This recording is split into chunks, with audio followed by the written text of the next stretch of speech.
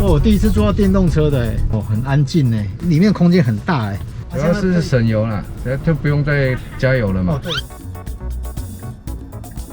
乔师兄，Marco， 你都来这边充的？对，因为我住这里而已，还蛮近的。但是现在的家也是不能充的。对，我新家买在别的地方，快要盖好了。这个是 EV 500、400 EV 400，这样跑一天够吗？一天原则上够。有人会说电池比较小，然后里程不够。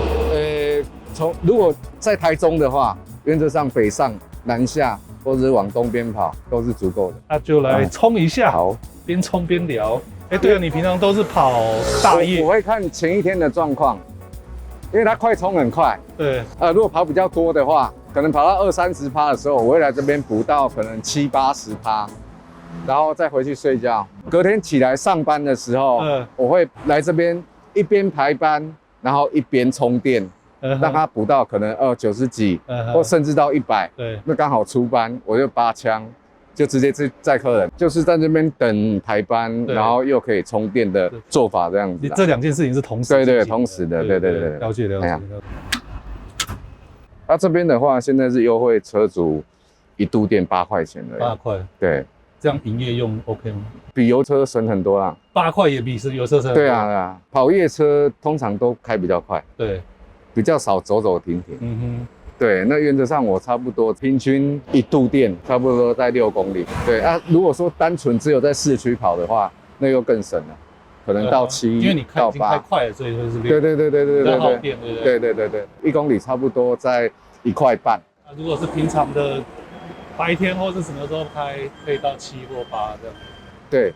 如果在市区的话，然后这样算起来就是1公里不到1块半嘛，对，1块多了， 1块多，对，1块半是差不多像外面10块12块的超充这样。对，那这样是比以前的，你上一台是Camry 油电，对比油电还要省。真的吗？油电以现在中油的牌价来说，油电的话我都加95、5000，我跑晚上的话差不多跑到15、16。所以现在是要20几块嘛，对，可能差不多在2块左右这样子。你是不是很久没看油价？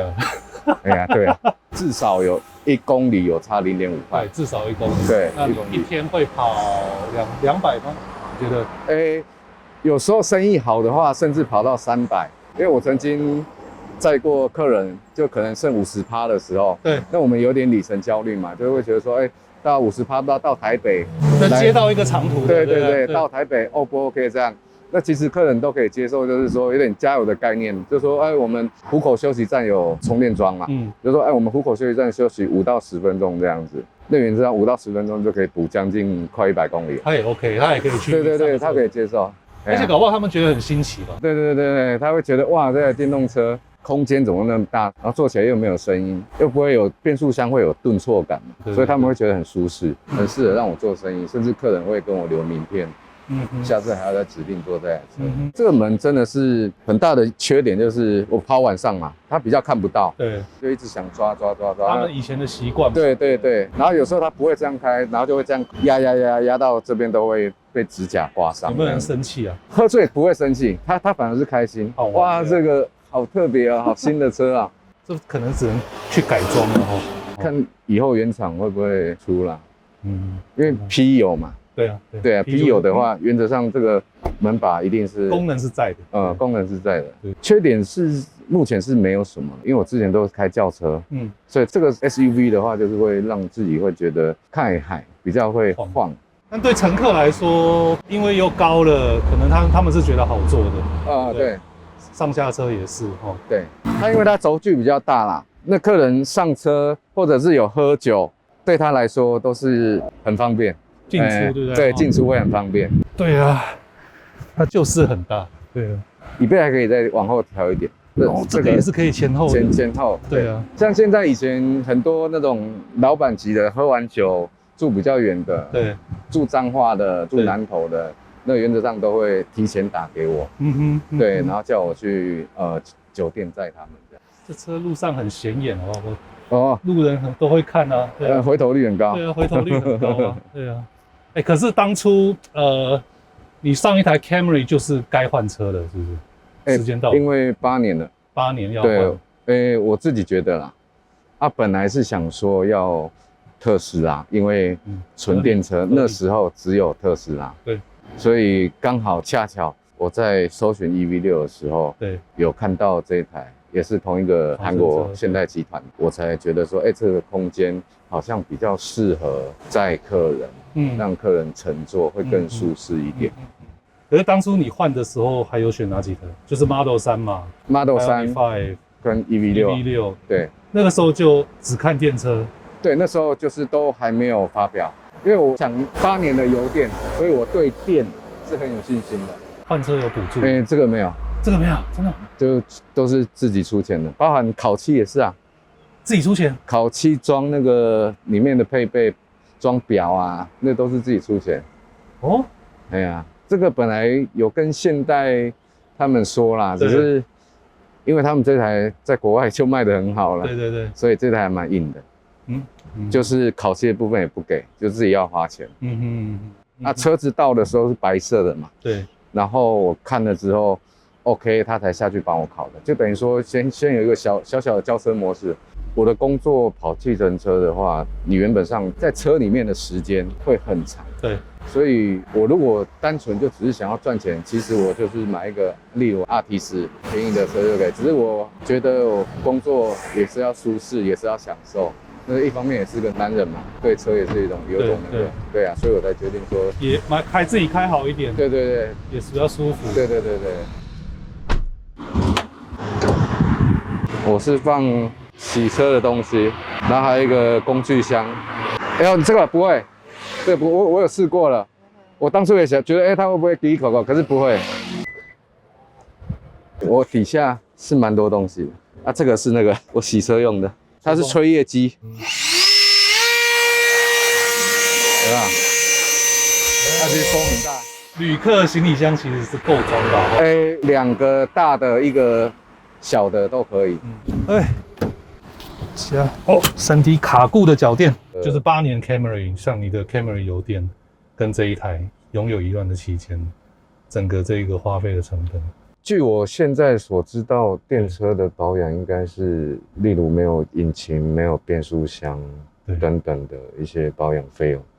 可是现在外面车行，私人的车行比较多了。当然在私人车行，他们的价格上会比较优惠一点嘛。就是油车的话，原厂通常都是比较贵。那以现在来说，因为这个现在已经独门独市，就是你要保养就一定要回原厂保养。对，所以他们的价格其实是偏高，可是算起来，以那个燃油费这样子算起来的话，目前是划算的，而且如果有到8年以上的话，金额是足以补贴这个汽车的价差。对啊，因为电动车还是价格多蛮多。对，价格会比较高一点。有些计程车会开到10几年，可是我的话，我8到10年我就会想要换车。8年的话，一定可以回本。如果认真在跑，1个月10万的营业额是没问题的。然后这又没什么成本。之前 Camry 的话，1个礼拜要加2到3次的油。那当然，我1个礼拜加2到3次的油，可能是加个30公升、40公升这样子，差不多在1000块上下。1个礼拜就要加3次的话，就是要3000块的成本。这样1个月。就是1万出，对，差不多。你如果差不多扣掉你休假的日子，就差不多1万块左右。1万块的油费，油钱这样。Camry 对，办到好要100吗？现在最低阶也要100出，对，100出，对。然后这个是那个时候是145，对，145，所以差了30几万。可是 Camry 你如果建车的话，它会免费帮你处理烤漆，还有装表。安装这些，让你当计程车这样子。那你觉得开起来呢？除了刚刚这个轿车跟 SUV 的差别，油电跟纯电，计程车来说，我觉得是加速啦。我觉得是加速，就是有时候在赶 case 或者是客人比较需要赶时间的话，以油电来说，其实加速也是快，只是还是多少会有存在一点那种。会慢半拍，对，会慢半拍。对，你油门踩下去，它要吃到油之后才会动。Camry 是很好养的车吗？算是很好养的车。也是有坏过吧？有吗？有坏过。对4年以上的话，很多东西都是需要换新过了，包含底盘的一些东西这样子。我看过 Ionify 现在开的那个保养菜单呢，就没什么东西啊，就是一个检查，一年好像1万2万，都是2字头，对，2468这样子。对啊，有一个最贵的是电池冷却液，对，电池冷却液好像是8年还是6年，对不对？蛮久，我记得好像6万，是不是？对，6万公里，6万公里的时候。换车之后，以后客人上车都是在聊这些东西。现在10个客人上车，有8个，对啊，每一个人都是在问我说这台的功能啊，再来好不好开啊，甚至有客人就说有刚有拉，我就说不然我踩个油门，你感受一下。阿哥，你这车新车吗？对啊，电动车。这电动车哦，我第一次坐到电动车的所以这是什么牌子的车子啊？我是现代的车子哦，全部电动的吗？还是它还是像人家说的那种油电的？全部电动的，全电动车哦。哎呀，很安静哎，而且里面空间很大哎。所以现在这车子都是那种科技的，你看它荧幕很大哈。荧幕很大哎，两个车有没有很安静？有，没有声音哈，都没有声音哎。所以它就是一发动就可以直接开，还是也要排档？它也有前进档跟倒退档。前进档、倒退档，所以一样啦，都一样，就跟一般车子一样。对，就一发动通电就可以走了。我刚刚看你那个开门的门把还蛮特别，我刚才研究一下，是跟那个特斯拉的一样吗？对，它的开门的手法比较走那种科技化。对啊，我看整个都是平面的。对，刚才还研究了一下，台湾麦当劳那边停就可以了。好，谢谢，拜拜。然后有趣的是，车门把手常被骂嘛，对，常因为车门不会，他们会觉得说他们比较落后，对，所以我现在学到了，他们很开心。还有这种开法，对，这个新车那种特别的，对啊。如果他们真的搞不定怎么办？你会下车？有遇到那种年纪比较大，对啊，就变成我下车会帮他开门。还有一个问题，对，就是关门的地方。对啊，它是藏在这里面。对，那很多客人上来，要么就是拉这个杆子关门，要么就是用这个手指头去勾这个开关窗户的地方关门。对，我会说，大哥不好意思，等我一下，你看一下这边，会告诉你从哪边关门。不好意思，因为这个车比较特别一点。曾经停在路边，在排班等 case 的时候，就是可能他们也有研究过这台车，然后看到这台车检测，就问说，可不可以上车？然后没关系，你不要照跳，然后载我们绕一圈再回来。还要体验对，要体验看看这个电动车的检测这样子。我现在最远目前载乘客的话是到台北，台北木栅。那你在同行里面会被当作异类？你那也被记载？其实就很两极化。有些人是羡慕的角度，有些人是觉得你很笨，为什么要买这种车？你也开到较远的，没安哪？你哪没电？如果有在沟通的话，他懂了，他就会知道。也有看得很前面的，也有保守的，这样对不对？因为毕竟我们做职业的，其实在车上的时间一出来就是8到12个小时。应该说，你跟他相处比跟老婆相处还要久，这个感受应该比一般自用车的车主的感受还要深，因为你就是要一直跟他相处。对。台中电动计程车目前来说不多，可是我知道的有2台特斯拉。这么少？我是说小黄的部分。多元的话就多了。因为台中市有个好处，就是我刚说的。蹭电不用钱嘛，然后还有停车格也不用收费，电动车的优惠，对不对？对，所以你等于电动车到台中市，你只要停车格，都不用钱。对，再来就很多停车场也不用钱，然后有些又有充电桩可以免费的充电。如果有同行想换车，你会建议吗？还是要叫他们再想想，推不推电动车？其实很多司机都想要换电动车，只是现在。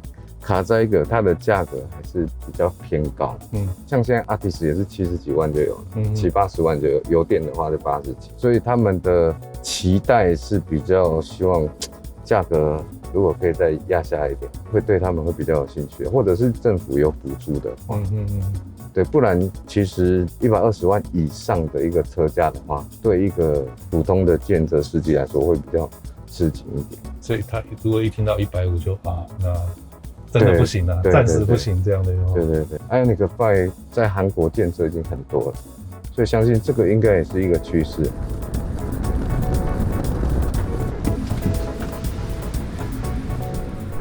以最贵的充电都用快充来说，对，就已经比油车省。